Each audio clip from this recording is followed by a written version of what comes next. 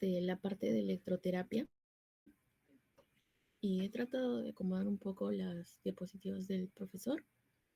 Claro que las tomé de referencia porque puede ser que el examen venga de Atero, ¿no? Y venga de su propia diapositiva.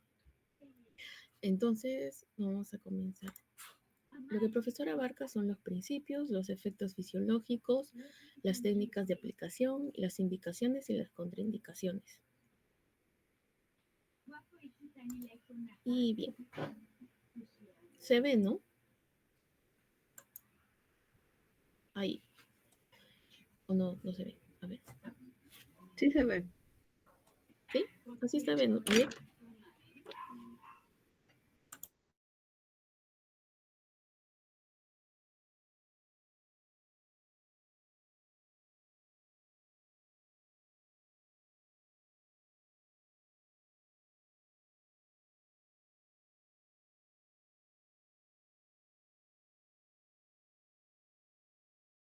Ya, disculpen por eso, ya. En la electroterapia, o sea, el profe puso qué es la electroterapia y consiste en la aplicación de la energía electromagnética al organismo de diferentes formas, ¿no? Con el fin de producir sobre el cuerpo reacciones biológicas y fisiológicas, las cuales se aprovechará para mejorar los tejidos, ¿no? También se puede afirmar que la electroterapia es la modalidad de la terapia física en la que se emplea la electricidad para lograr los efectos biológicos y terapéuticos. Y también que es el fenómeno provocado en los tejidos, ¿no? Pero con la electricidad. Entonces, acá lo organicé de la siguiente manera sobre las generalidades de la corriente eléctrica. Una corriente eléctrica tiene carga, tiene potencia, tiene la tensión o el voltaje, tiene resistencia, tiene un aislante, tiene polaridad y tiene el conductor. No puse la ley de Ohm porque solamente es vir, pero también porque me olvidé. Pero ya. En la carga eléctrica, bueno, es la propiedad física que adjudicada a los protones y electrones, ¿no? Como la reacción implícita de las fuerzas de atracción o repulsión. En cuanto a la potencia, es la energía o el trabajo realizado en un intervalo de tiempo. El voltaje va a ser la energía o el trabajo necesario para producir un flujo de carga. En cuanto a la resistencia, es la propiedad física que posee el material. En este caso, el material puede ser pues nuestro cuerpo, el tejido subcutáneo, el músculo, etcétera, ¿no? En el aislante, bueno, es el elemento que permite que la corriente no se disperse, por así decirlo, ¿no?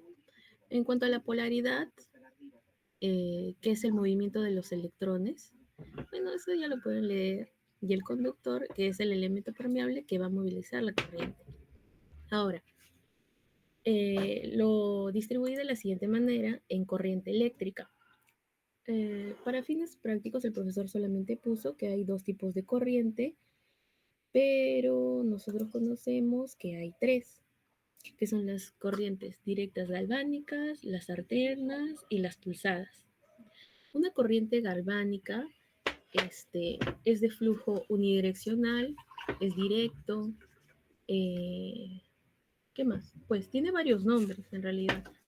Se puede llamar a cualquiera de esas tres, que es lo que complica, es que se puede llamar de varias formas, porque yo puedo decir que la corriente galvánica es monofásica porque sigue solamente una fase, que es en la fase positiva, entonces sigue una sola dirección, puedo decir que es unidireccional, puedo decir también que es una corriente continua y estar hablando de la misma corriente, que es la corriente directa o galvánica.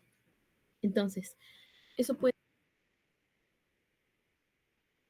porque tiene varios nombres, pero en realidad es lo mismo. Ahora, en las corrientes alternas, también tienen varios nombres. A la corriente alterna yo la puedo llamar como bifásica porque tiene dos fases. Si ustedes lo observan, tiene una fase en el positiva, pero también tiene una fase negativa. Entonces la puedo llamar bifásica. La puedo también llamar simétrica porque la onda de arriba es igual a la de abajo y sigue consecutivamente. También puedo llamarla de pulso sinusoidal porque es la forma que tiene la onda. Y puedo estar hablando de una corriente alterna. Entonces, no me puedo confundir entre la corriente galvánica con la corriente alterna, porque la corriente galvánica es monofásica, continua, unidireccional, y la puedo sacar al ojo, ¿no? Mientras que la alterna es, bueno, ya lo dije, alterna, bifásica, simétrica y de pulso sinusoidal. Ahora, ¿qué pasa con la pulsada? Por ejemplo, la pulsada se va a diferenciar de la directa y la galvánica y se puede confundir también porque la pulsada tiene dos fases. Puede ser monofásica, es decir, que va por una fase al igual que la galvánica, o puede ser bifásica como la sinusoidal, que va en el polo negativo y en el polo positivo. Es decir, que la corriente pulsada tiene dos fases, ¿no? Son bifásicas y monofásicas. Por ahí que le dicen que la corriente pulsada tiene un efecto galvánico también, pero no es directamente una corriente directa, ¿no?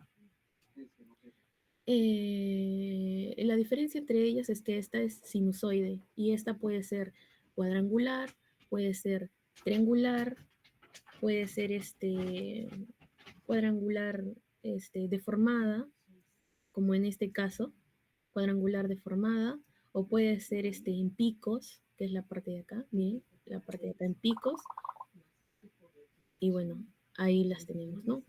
Ahí tenemos esos tipos de corrientes. Entonces, corrientes eléctricas, a ver un momento, y me estoy girando. Ah, ya. Se podría decir que solamente son tres, así, a ojo cerrado. Corriente directa, alterna y pulsada, nada más. A ver, ¿qué más? Mm, nada más.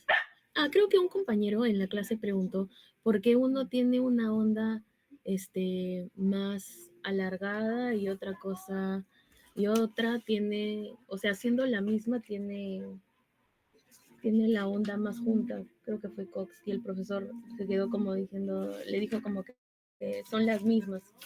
En realidad sí son las mismas, pero la función no es la misma, ¿no? Dependiendo si es un TENS, eh, se diferencia bastante una de otra, porque si varía el ancho y varía la frecuencia, lo que queremos ocasionar en el paciente, por así decirlo, la función va a ser distinta, ¿no? Ya eso quizás lo explico más adelante. Y ya, pasamos a otras clasificaciones para que se entienda mejor. Una corriente eléctrica se puede clasificar por su polaridad, por su frecuencia y por su forma. Y es decir, que si te dicen, "Ah, esta corriente es de polaridad alterna o esta corriente es unidireccional". Si te dicen que esa corriente por su polo es unidireccional, estaríamos hablando de una galvánica, pero también podríamos estar hablando de una pulsada. Entonces, por ahí va la clasificación, ¿no? Ahora, según su frecuencia, sabemos que, bueno, les acabo de decir que hay continua, pero también podríamos decir que hay corrientes de baja frecuencia que son de menos mil, o sea, menos de 1000 Hz, y estas de baja frecuencia pueden ser corrientes interrumpidas e ininterrumpidas. Eso quiere decir que, por ejemplo, en este caso, la onda de aquí no se interrumpe para nada. Si ustedes ven, la onda sigue de frente, ¿no? De frente, no hay nada que le interrumpe. En cambio, acá hay una interrupción, hay un espacio, como una pausa, hay un reposo que se le hace a la corriente. Y ya, bueno, esa también podría ser una clasificación. Las de baja frecuencia son menos de 1000 Hz. Eso es, a ver, ¿cómo les digo? Es como una clasificación muy general, porque si hablamos de un TENS convencional, que es lo que más utilizamos, las frecuencias en un TENS, no sé, algunos vi que se compraron un TENS. Un TENS puede tener hasta 150, 120 y hasta 200 Hz.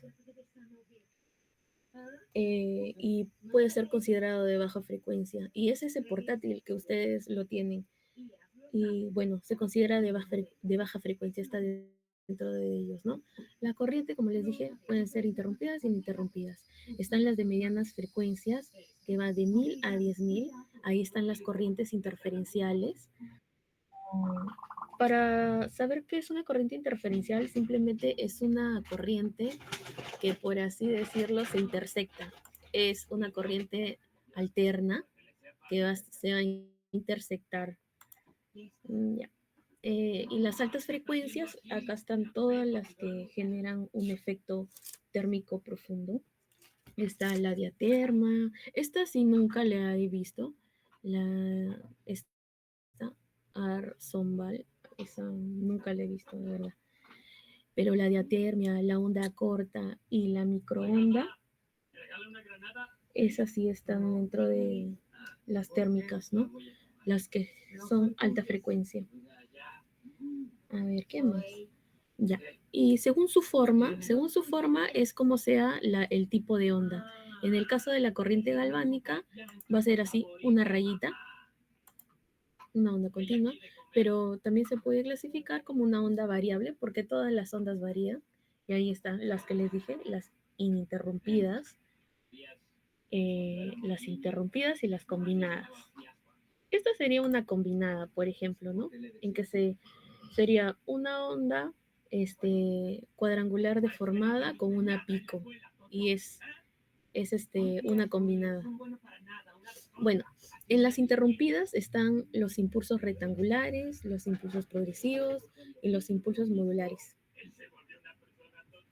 En las ininterrumpidas son las ondulatorias, como esta, porque no se interrumpen. Y las combinadas son las interferenciales, por ejemplo, que les dije que son la unión de dos alternas. Y acá el profesor puso en la diapositiva otra clasificación, que por ejemplo, acá es hasta 500.000 Hz.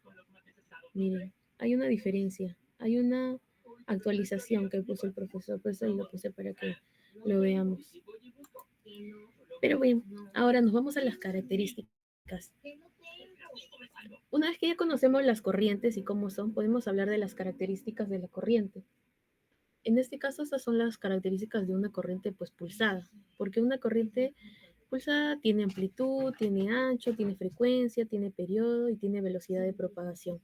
En el caso de la amplitud, es el valor máximo de una corriente eléctrica, que es, o sea, desde el punto de equilibrio, que es este de acá, hasta su punto medio, que podría ser hasta acá, ¿no? Ay, este de acá, todo esto. Ay, acá lo dice. Todo esto.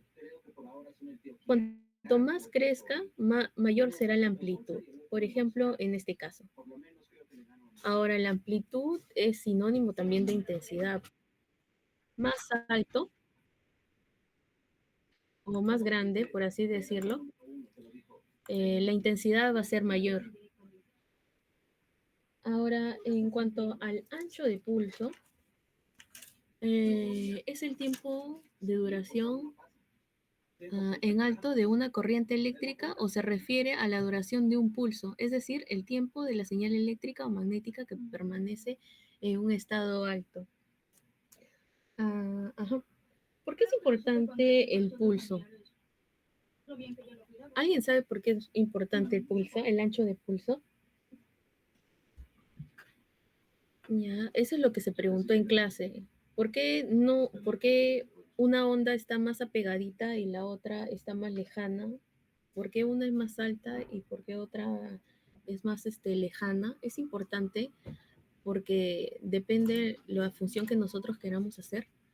Ahorita voy a explicar el ancho con la frecuencia, porque la frecuencia es la cantidad de ciclos o oscilaciones que le das.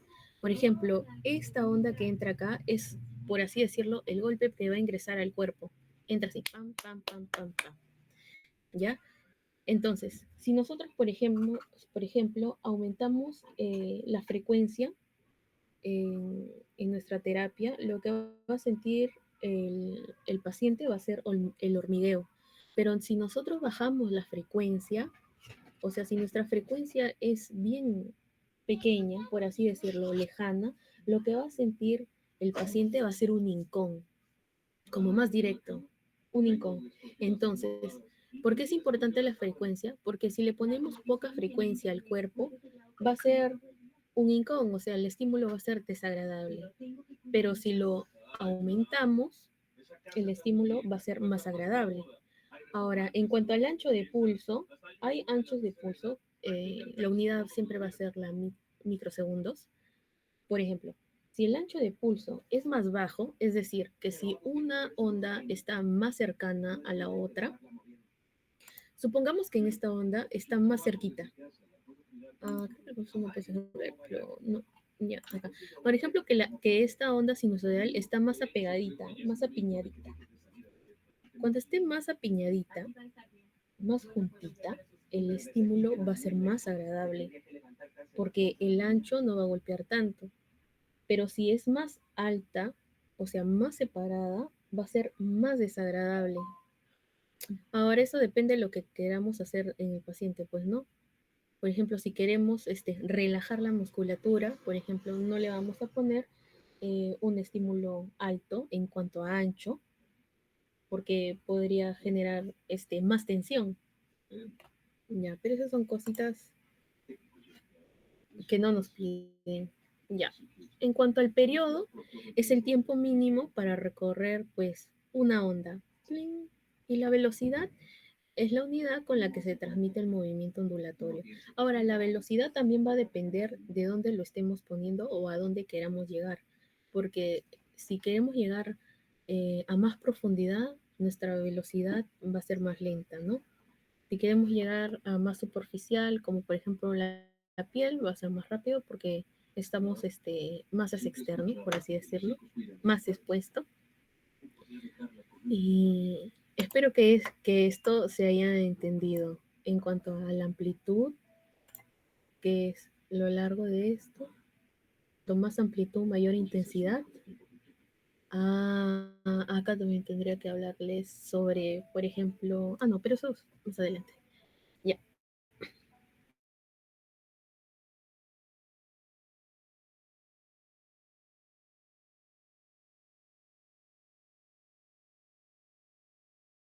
Es este espacio entre pulso y pulso. Ahí está, la pausa. Un periodo ciclo. La intensidad. Acá no lo ha puesto bien, pero la intensidad es esta. La amplitud. La gradiente del impulso. La frecuencia, que va a ser el número de ráfagas, el número de oscilaciones. El ritmo también. Y la polaridad. La polaridad es esta parte, ¿no? Positiva, negativa, positiva, negativa. La polaridad es muy importante porque nos va a explicar el efecto fisiológico dentro del cuerpo y cómo este regenera de alguna manera, ¿no? Ahora, pasamos a los efectos fisiológicos. Estos ítems los ha puesto el profesor. La electroterapia, primero, es no ionizante, porque como explicaron la clase pasada, los no ionizantes son los que pueden alterar el ADN, pueden generarnos cambios, ¿no? En la estructura molecular. Entonces, lo que nosotros aplicamos es no ionizante, para tenerlo claro. Ahora, uno de los efectos es que eh, aporta energía y modifica los procesos biológicos a nivel celular. Um, eso tiene relación, por ejemplo, con la polaridad, porque todo campo electromagnético, o sea, ya sea el magneto, ya sea la electroterapia, el ultrasonido, lo que va a hacer es recargar de alguna manera el potencial de la membrana. Porque, ¿qué pasa? Cuando nosotros sufrimos de alguna lesión, la membrana de la célula, primero, nuestro cuerpo está compuesto por células, eso ya lo sabemos, está de más decirlo. Nuestra piel tiene células, nuestra fascia está hecha de células, nuestro músculo, nuestro tejido subcutáneo, nuestra piel, nuestro tendón, nuestro ligamento, nuestra cápsula, todo eso tiene células. Y estas células, su componente de la célula es la membrana celular. Y dentro de la membrana celular tenemos esta parte que es las bombas. A ver, por ejemplo, cuando nosotros nos lesionamos, rompemos esta membrana de las células. Entonces, cuando ingresa a este campo electromagnético, lo que hace es recargar, como dije, o potenciar la membrana para que las bombas de sodio y potasio se reactiven. A ver, por ejemplo, para eso tendríamos que saber un poco del mecanismo del hinchazón. Porque, por ejemplo, cuando nosotros nos lesionamos, se produce el hinchazón? ¿Por qué se produce esa acumulación de líquido? ¿Alguna vez se han puesto a pensar en eso? ¿Por qué se llena de líquido? ¿Es un mecanismo de defensa? Ya, entonces por eso viene ahí el razonamiento de esto, ¿no? A ver, una explicación flash es que las bombas de sodio y potasio, por ejemplo, actúan a nivel intracelular, eso ya lo sabemos. El sodio sale y el potasio entra, ¿sí o no? Pero cuando hay una lesión, esto cambia, se rompe. Es decir, que el sodio ya no entra, perdón, el potasio ya no entra y el sodio se queda adentro. Y al estar adentro, por ejemplo, dentro, ¿qué atrae? Agua. Y es por eso que se produce toda la inflamación celular. Entonces, si nosotros sabemos la fisiología de adentro y qué es lo que hace el efecto electromagnético dentro de nuestro cuerpo, podríamos explicarle a alguien, por ejemplo, me pasó con mi profesor Norabuena, que no cree en los agentes físicos y tuve que explicarle porque él piensa que solamente se trabaja, que un equipo electromagnético o de electroterapia, como por ejemplo, bueno, el TENS básicamente sí es para el dolor, pero hay otros dispositivos que no solamente son para el dolor, sino también se utilizan para la regeneración. Por ejemplo, el alto voltaje se utiliza en una úlcera. Y ustedes se preguntarán y dicen, no, pero si está contraindicado en heridas abiertas. Sí, pero se usa para las úlceras. ¿Y por qué? Porque regenera. Entonces, bueno, volviendo mi descargo, se va a recargar esta membrana. Entonces, es como darle un RCP a la membrana para decirle, oye, actívate. Una vez que esto se produzca dentro, la mitocondria va a funcionar de manera adecuada y esto va a producir energía. Y esa energía va a aumentar el metabolismo. Y una vez que aumenta el metabolismo, pues va a haber mucha activación celular, va a aumentar la mitosis, que ustedes ya saben qué es la mitosis, va a haber un proceso de reacomodación de lipoproteínas, etcétera, va a aumentar, eso va a hacer que se desencadenen muchas cosas, pues no, como lo dije en mi práctica, va a haber más vasodilatación, si hay vasodilatación va a haber un aumento de sangre, de flujo sanguíneo, va a aumentar la oxigenación y si aumenta la oxigenación se va a regenerar, pues, ¿no? Hay otros procesos dentro de esto que los profesores ignoran, que es la mecanotransducción, pero eso seguro será tocado en otro momento, ¿no? Bueno, sigamos. Un mismo agente electrofísico puede influir por diferentes vías para determinado proceso biológico y fisiológico. Ya constituye un apoyo general en el mecanismo fisiológico de adaptación, reparación, defensa del organismo, que constituye ya. Bueno, ya hablamos de esa parte, los efectos a nivel celular. En el libro que nos ha dado el profesor se habla así de la despolarización de la membrana, pero de un nervio, ¿no? Que también es una célula, pero se da a nivel de todo el organismo, ¿no? También la acción biológica y fisiológica derivada de la aplicación de un agente electrofísico puede ser inmediata y requerir de un tiempo mínimo para que aparezcan los efectos terapéuticos. Bueno, eso sí, requiere de un tiempo, ¿no? Porque esto es como una ayuda al tratamiento, no se da de forma inmediata, a largo plazo o a mediano plazo, ¿no? Al inicio del tratamiento con un agente electrofísico pueden aparecer molestias, incrementarse los síntomas del proceso patológico. Ajá. Eh, Eso depende de lo que nosotros queramos dentro de terapia, ¿no? Porque hay una cosa que es lo que dijo el profesor, se puede combatir el dolor, por ejemplo, con más dolor. Es decir, generar inflamación para que se pueda reparar algo.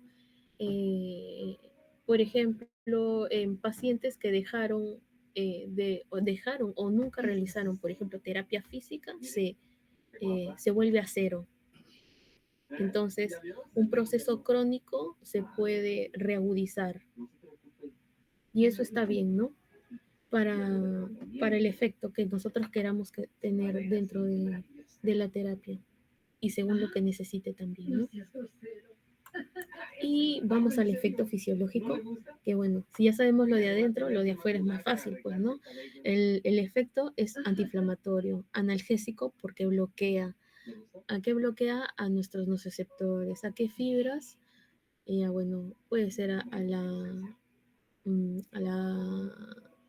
alfa, a la gamma, también mejora el trofismo, hay una potenciación neuromuscular, hay un efecto térmico, hay un fortalecimiento muscular, mejora el transporte de medicamentos también, porque hay un efecto que se llama ionoforesis, que se realiza con medicamentos.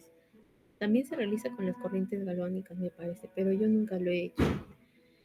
También disminuye el edema, controla el dolor y bueno, aquí está, mejora la sanación de las heridas, por el caso de las úlceras, ¿no? Ya. Ahora, ¿qué efectos produce en el organismo humano? Primero hay un, hay un efecto sensitivo. Por ejemplo, eh, cuando nosotros ponemos un TENS a primera instancia y vamos subiendo de poquito a poquito, ustedes van a ver que primero se pasa por un proceso sensitivo, donde la sensación a ver, o sea, donde no vamos a observar, por ejemplo, una contracción. Pero si nosotros aumentamos, vamos a llegar a un nivel motor donde se debe ser, por ejemplo, una contracción, ¿no? Y hay otro máximo que es un estímulo doloroso, ¿no? Pero estos son los principales: sensitivo, motor, cambios químicos, aporte de energía al organismo y son térmicos. Entonces, puedes vivir bien, así como eso suman, güey. Ahora, ¿en qué no está indicado? En todas las lesiones inflamatorias, en neuralgias, neuritis, mialgias, en hematomas, en contusiones, en radiculopatías, porque también vamos a usar corrientes para músculos que están enervados, para músculos que están inervados, para el dolor dental, esto sí que nunca lo he visto, pero ya, para la fibrosis, la epicondilitis, la bursitis, los dolores crónicos, los dolores articulares.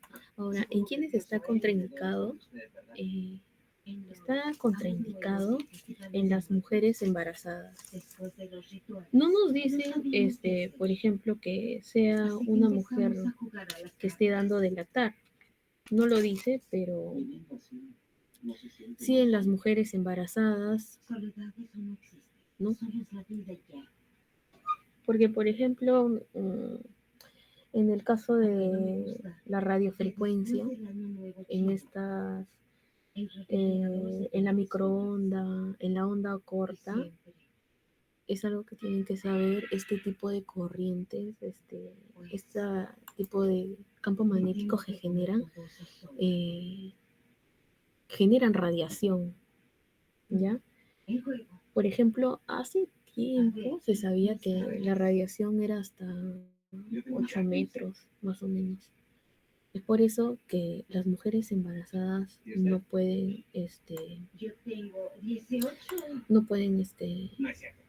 ni hacer terapia, o pueden hacer terapia pero con cuidado, o recibir. Escucha, en el caso de radiofrecuencia, ni de hablar, no se usa. Microcorriente, onda corta tampoco, porque esa sí es energía y radiación, pues, ¿no? Y alguna de ellas no ionizante. Bueno, en el caso de infecciones de hongo, no tampoco, porque se proliferan más.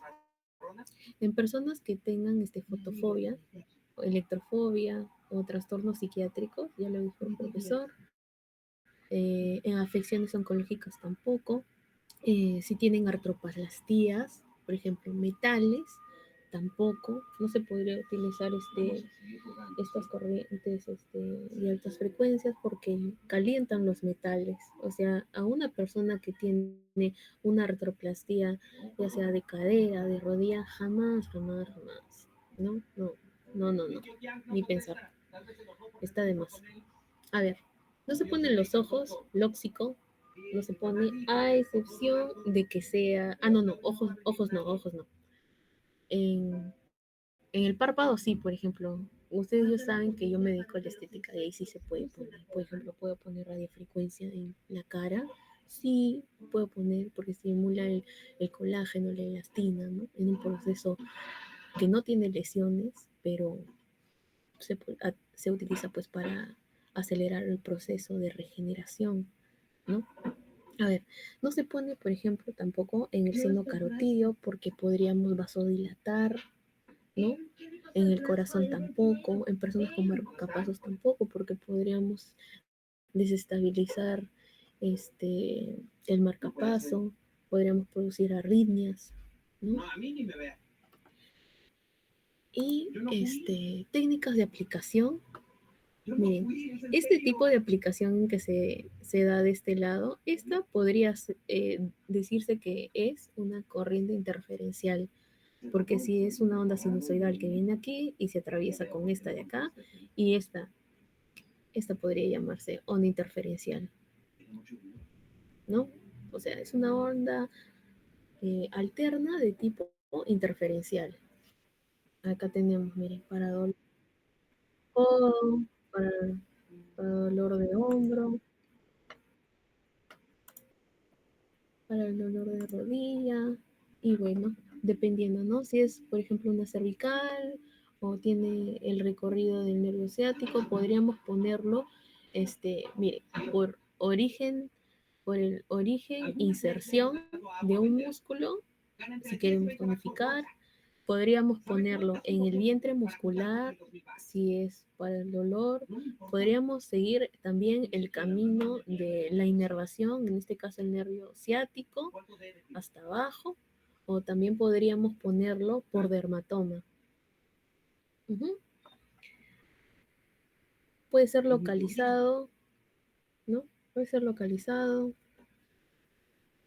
La otra palabra no me acuerdo cómo se dice. Puede ser localizado e integral. Ahí está, ¿no? Si en caso sea por dermatoma, o sea, depende de lo que tú necesites, ¿no? En este caso, a este pequeñito, miren acá, le han puesto desde aquí y hasta acá, desde aquí y hasta acá. Puede ser para sus paravertebrales, o puede ser para dolor dorsal, o puede ser para trapecios, fibras medias y bajas. En este caso, de acá, deltoides, deltoides para un hombro rígido, acá, deltoides fibras superiores, etcétera. Y eso sería todo, chicos. Lo siento mucho. Voy a dar una permiso.